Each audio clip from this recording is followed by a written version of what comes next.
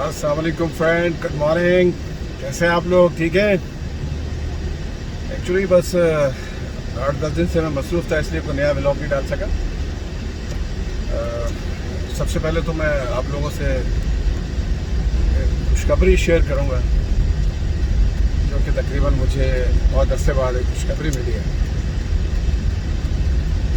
इंसान की ज़िंदगी में नशे को फराज आते रहते हैं और इसी तरह यही ज़िंदगी का नाम है। तो मैं जो आप लोगों को बताना चाह रहा था कि इंसान की ज़िंदगी में बरकत आते हैं, मौजे आते हैं।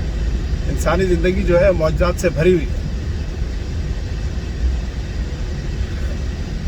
इंसानी ज़िंदगी में मौजात आते हैं। मैंने पहले भी एक दो किए थे, अब ये भी एक मौजा ये जो आपसे डिस्कस कर रहा हूँ। एक्चुअली 11 साल के बाद ऊपर वाले की ज़ात में रब्बे जलील ने मुझे एक बेटा नवाजा है।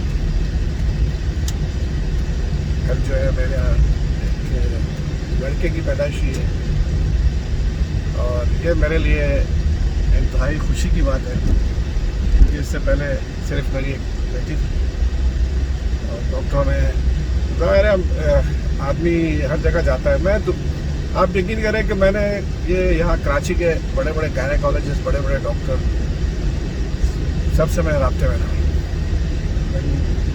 9-10 सालों।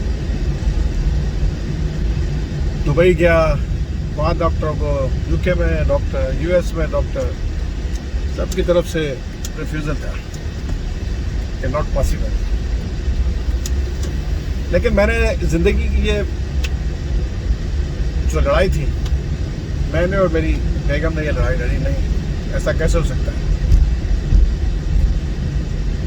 हमने स्ट्रगल की, हर डॉक्टर ने हमें मायूस किया। इवन वो टेक्नोलॉजी है, IVF, RVF जो टेक्नोलॉजी, 2 टेक्नोलॉजीज थी, उनके ऊपर उन्होंने कहा नहीं जी स्पर्म नहीं है, फलाना नहीं है, इस तरह के।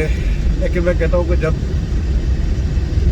अल्लाह ताला की मर्जी न हो या उस कायनात के मालिक की मर्जी न हो, कुछ भी नहीं हो सकता। आप जितनी मर्जी कोशिशें कर लें, जितनी मर्जी मेडिसिन ले लें, जितने मर्जी डॉक्टर दिखा दें, बड़े बड़े सर्जन को दिखा दें, दुनिया के नाम पर सर्जन को दिखा दें, आप पैसा जो है पानी की तरह बहा दें, लेकिन अगर आपके नसीब में नहीं है तो नहीं होगा। लेकिन आपके नसीब में है तो है।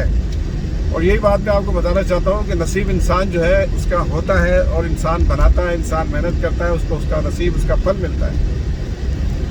तो 11 साल के बाद मुझे जो खुशखबरी मिली है, मैं उसको आपसे किस तरीके से शेयर करूँ। मेरे पास वो अल्फाज नहीं है, मेरे पास वो लफ्ज़ नहीं है।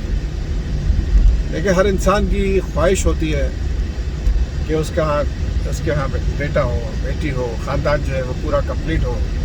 आपका ख़ानदान जो है कंप्लीट होता है। और मैं उस रात का शुक्रगुजार हूँ कि जिसके कब्ज़े में मेरी जान है, क्योंकि हमारे दिलों के भेद वही जानता है। उसी ने हमें बनाया, उसी के पास हमने लौट कर जाना है। ये ज़िंदगी तो एक आर्जी सफ़र है। हम यहाँ मुसाफिर हैं, अपने अपने काम करेंगे और दुनिया से फिर वापस चले जाएंगे। कोई अच्छे अमाल लेकर जाएगा, कोई बद अमाल लेकर जाएगा। लेकिन आपकी कोशिश होती है कि यार इस दुनिया से जाना तो सब ने है, ये तो सटल लॉ है, सटल शरीयत है। लेकिन आप चाहते हैं कि जब जाए तो उस दुनिया में आपका नाम लेने वाला कोई ना कोई तो हो। आपकी जो जनरेशन है, आपकी जो नस्ल है, उसको इस्तकामत, उसको फ़रोग़ किस तरह मिलेगा। तो दोस्तों, ये मेरी खुशखबरी थी। मैं इसको मौजा कहूँगा, ये मौजा ही है। क्योंकि देखें, एक आपके जो डॉक्टर्स हैं वो आपको मना कर दें, आपकी जो वेल विशर है वो मना कर दें कि यार पॉसिबल नहीं है। बहुत से लोगों ने कहा यार ऐसा करो, दूसरी शादी कर लो, यार आप दूसरी शादी कर लें तो हो सकता है हो जाए। मैंने कहा यार इस चीज़ की क्या एश्योरेंस है, क्या गारंटी है इसकी कि मैं अगर दूसरी शादी करता हूँ नहीं होता तो इस चीज़ की क्या एश्योरेंस है। देखिए, ये सब कहने की बात है। मैंने कहा हो सकता है यार हमें फॉल्ट हो, हमारा कोई गुनाह जो है हमारे सामने आ रहा हो। तो मैंने बावजूद दोस्तों की एडवाइस के, रिलेटिव की, दोस्तों की, वेल विशर की, मैंने सेकंड मैरिज जो है उसको डिसलाइक किया। मैंने कहा नहीं है, आप इंसान को उसकी अपनी औलादों को दो कश्तियों में कैसे सवार कर सकते हैं। हमने देखा है, ज़ाहिर है हम इस लीगल फैटर्निटी से हमारा ताल्लुक है, एज ए प्रोफेशन एडवोकेट जो है, हमने देखा है जिनकी 2-2, 3-3 शादियाँ होती हैं, उनके डेथ के बाद उनके वर्सा जो है क्या हाल करते हैं दूसरे का। तो ये इंसानी ज़िंदगी के लिए बड़े सबक होते हैं जिनको शायद बहुत से लोग हासिल नहीं करना चाहते। अपनी तस्कीन की खातिर, अपनी ख्वाहिश के खातिर जो है वो कर लेते हैं, लेकिन बाद में उनको पछतावा होता है। तो मैं दोस्तों से ये दुआ कहूँगा जिनके यहाँ जो औलाद की नेमत से महरूम है कि देखें, डॉक्टर तो हैं, ठीक है, मानने की बात है डॉक्टर है, लेकिन एक ज़ात जो है ऊपर बैठी है। यकीन करें, जिस दिन आप उस ज़ात पर भरोसा करेंगे, उससे दिल से दुआ करेंगे, मैं बिल्कुल ये समझता हूँ कि आपको वो ज़ात जो है आपको औलाद की नेमत से सरफराज करेगी। जहाँ डॉक्टर नाकाम हो जाते हैं, जहाँ हर चीज़ जहाँ पर दुनिया की सारी मशीनरी नाकाम हो जाती है, वहाँ पर एक ही ज़ात है, एक ही ज़ात है, वही है जो निज़ाम हस्ती चला रहा है, उसको पता है मैंने कब देखा। तो मैं आपसे इल्तमास करूँगा, अभी मैं वो बेबी बॉय का केक लेकर जा रहा हूँ अपने दोस्तों, यानी सी चौक के हमारे जो दोस्त हैं उनके साथ सेलिब्रेशन करूँगा, वो आपको वो भी दिखाऊँगा, आप देखते रहिएगा। और इस व्लॉग को आप जो है लाइक कीजिएगा, ये क्योंकि मौजे से कम नहीं है मेरे लिए, तो कम से कम एक बहुत बड़ा मौजा, एक बहुत बड़ी खुशखबरी है। और इस क्या कि ये खुशखबरी ये दुनिया में किसी चीज़ से कम है, किसी नेमत से कम है, ये उन नेमतों से कम है जो उसने दी है। जिस ज़ात ने हमें ये नेमत दी है, उसने हमें सरफराज किया, उसने हमें औलाद से नवाजा और हमारे घराने को कंप्लीट किया। और अभी तो मैं जो है वो जा रहा हूँ अपना, उसकी डिलीवरी तो यहाँ हुई नहीं है, आउट ऑफ पाकिस्तान है, तो मैं अब उनको लेने के लिए जा रहा हूँ, क्योंकि हमारे बेटी के एग्ज़ाम्स वगैरह थे, उसका एग्ज़ाम्स वगैरह की वजह से ज़ाहिर है मैं उसको यहाँ छोड़ के नहीं जा सकता था। तो अब बेटी को भी साथ लेके जा रहा हूँ, तो फिर आपको आगे के जो भी अपडेट है वो भी आपको मैं दिखाऊंगा। अभी आपको मैं केक कटिंग सेरेमनी दिखाते हैं, हम सेलिब्रेट कर रहे हैं, हम दोस्त हमारे वेट कर रहे हैं। इस वक्त मैं सिटी कोर्ट में पहुंच गया हूँ और इस वक्त हमारे दोस्त जो है वो सी चौक वाले बैठे हैं सारे, और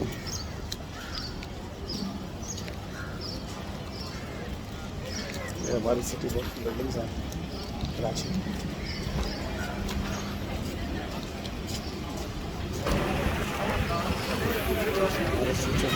बैठे हैं सारे। अस्सलाम वालेकुम साहिब।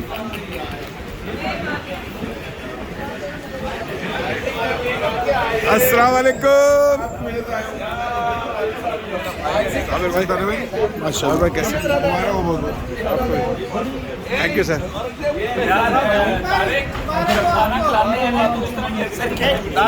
ये खिलाते हुए कि नहीं, पहले की है खाना गरीबों को खिलाया जाता है, अमीरों को नहीं खिलाया जाता है। ये खाने से पहले की है। देखो मैं एहतमाम कर रहा हूँ, एहतमाम कर रहा हूँ यार, ये पक्के कर रहा हूँ। एहतमाम में उज्जत है ये। सदर साहब आ गए। इस वक्त हमारे झूठिया जो है सही पिज़्ज़ा साहब भी हमारे दरमियान है।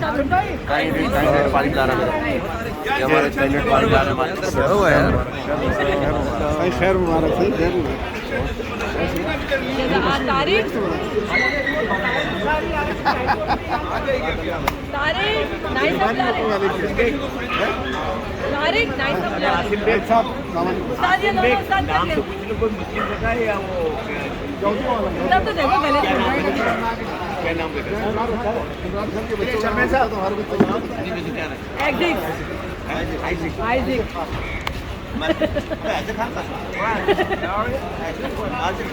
What is the name?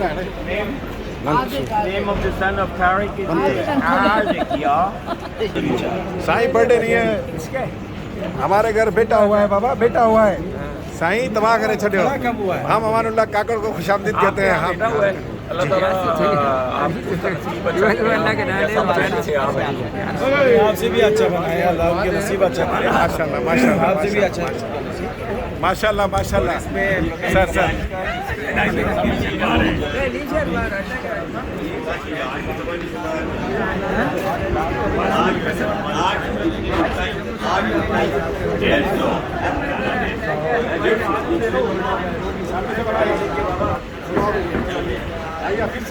Sir भाई हमारा भी तो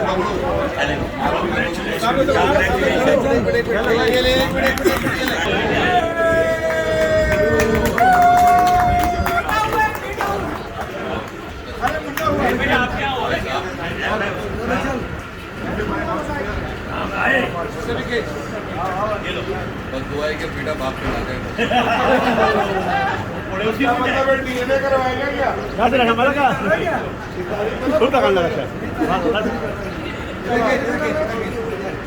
ना दे ला mau bahasa.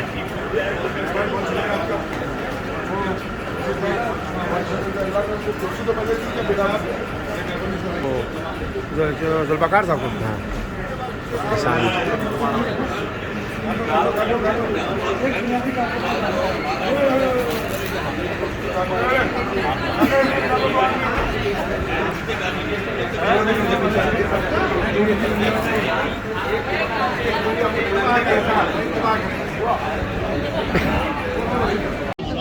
मैं नाहिद अफजाल साहब हमारे इंतहाई सीनियर और मोअज़्ज़िज़ मेंबर हैं, former member Sindh bar council, जिनकी 40 ईयर स्टैंडिंग है इस बार के अंदर, और इंतहाई मोहतरम है। जब हमने वकालत स्टार्ट की थी तो इनके बराबर मेरा ऑफिस था और इन्होंने बहुत हमारे साथ कोऑपरेट किया, इन्होंने बहुत, और ये रोज़ाना हमें बुला के खाना खिलाते थे। तो आज मुझे बड़ी खुशी हुई है कि आज हम इनको केक खिलाने में कामयाब हो गए। नाहिद अफजाल साहब हमारे उस वक्त हम ज़िंदगी और मौत की कशमकश में, जब ये 9 अप्रैल का सानिया हुआ जिसमें वकला शहीद हुए, उसमें हम दोनों एक दफ्तर में मौजूद थे। बाहर जो है खौफनाक एक ज़िंदगी जो थी, एक तमाशा था और धुएं के बादल, दफ्तर को आग लगी हुई थी और हम अंदर बैठे थे सिर्फ ऊपर वाले के रहम करम पर।